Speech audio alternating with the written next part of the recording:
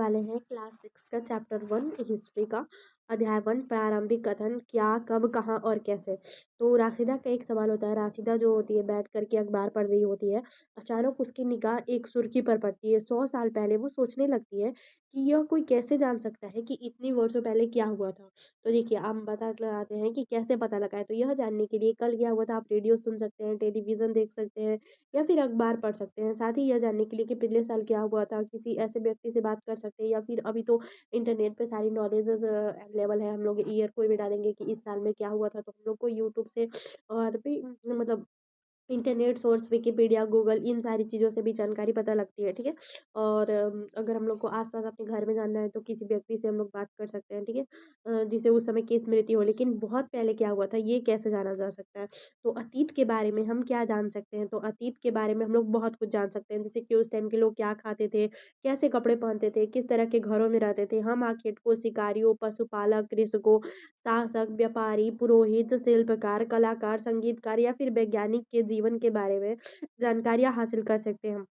यही नहीं, हम ये भी पता कर सकते हैं कि उस समय के बच्चे कौन से खेल खेलते थे, कौन सी कहानियाँ सुना करते थे और कौन से नाटक देखा करते थे या फिर कौन से गीत गाते थे। क्योंकि उस टाइम के जो बुक्स होते हैं, किताब होते हैं, उन सभी में मेंशन होता है जैसे कि बौद्ध धर्म का बहुत सारी किताबें हैं जो उस टाइम की जानकारी देती है। फिर ऋग्वेद है, महाभारत है, इन सारी चीज़ों में उस टाइम पे क्या हुआ करता था, किस तरह की कहानियाँ ये सब चीज़, तो उन सारी चीज़ें उसमें मेंशन होती हैं। तो इन सब चीज़ों के द्वारा हम लोग जान सकते हैं। ठीक है।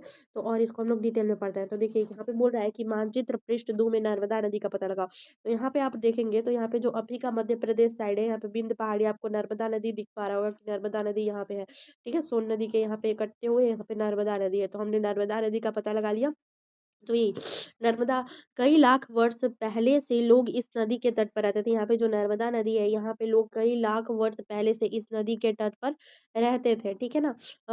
इस तट पर रहते थे और यहाँ रहने वाले आरंभिक लोगों में से कुछ कुशल संग्राहक थे मतलब कि अच्छे से संग्रहित करके रखते थे जो आसपास के जंगलों की विशाल संपदा से परिचित थे। मतलब जो भी जंगल में संपदा है, खाने पीने की चीजें हैं, बहुत अच्छी चीजें, उन सब से परिचित थे। उनको पता था कि क्या इसका यूज किया जाता है।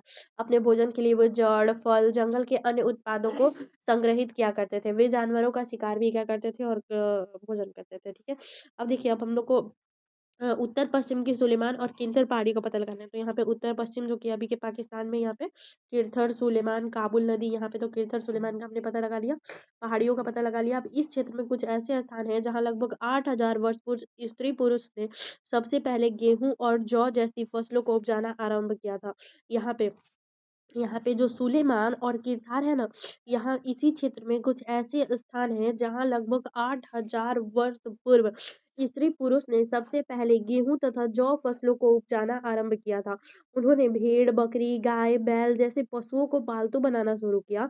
ये लोग गांव में रहते थे। कहाँ रहते थे? गांव में रहते थे। उत्तर पूर्व में गारो तथा मध्य भारत में विंध्य पहाड़ियों का अम, पता लगाना। तो देखिए उत्तर पूर्व में गारो, उत्तर पूर्व यहाँ पे आपको दिख पा रहा होगा। उत्तर पूर्व यहाँ पे हम लोग को दिखाना है गारो और बिंद पहाड़ी। तो यहाँ पे आपको बिंद पहाड़ी दिख पा रही होगी। यहाँ पे बिंद पहाड़ियाँ, यहाँ पे जो नर्मदा नदी है उसके बादी में है बिंद पहाड़ी का हमने पता लगा लिया। उत्तर पूर्व में गारो तथा मध्य भारत में तो बिंद पहाड़ी पता लग गया। उत्तर पूर्व में गारो, सेकंड,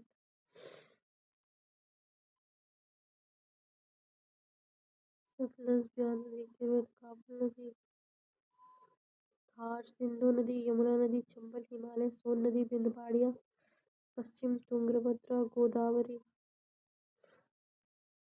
देखिए यहाँ पे हाँ ये ब्रह्मपुत्र नदी के पास गारो पहाड़ियाँ हैं।